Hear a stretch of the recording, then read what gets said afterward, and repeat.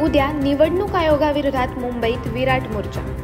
राज्यातील मतदार याद्यांच्या घोळाबाबत शेतकरी कामगार पक्षासह महाविकास आघाडी आणि मनसेच्या प्रमुख मंडळींनी निवडणूक आयोगाच्या अधिकाऱ्यांची भेट घेतली होती। त्यावेळी मतदार यादीतील त्रुटी व बोगस नोंदींवरून निवडणूक आयोगावर जोरदार टीका करण्यात आली। त्याचबरोबर सदोष मतदार याद्या दुरुस्त करण्यात याव्या अशी मागणी करण्यात आली होती।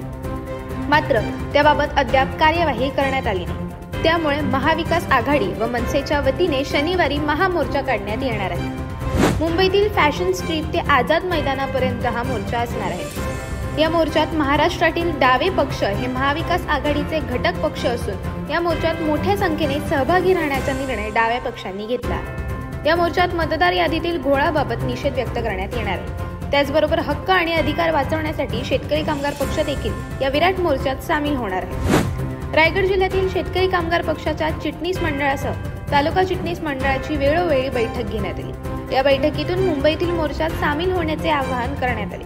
त्यामुळे जिल्ह्यातून शेतकरी कामगार पक्षाचे 2000हून अधिक कार्यकर्ते मुंबईत दाखल होतील असा विश्वास शेकाप जिल्हा चिटणीस सुरेश खैरे यांनी व्यक्त केला आहे। अशाच अनेक घटना आणि बातम्या जाणून घेण्यासाठी सबस्क्राईब करा आमचे YouTube चॅनल केव्ही न्यूज आणि इन्स्टा पेज कृषीवल न्यूजला फॉलो करा।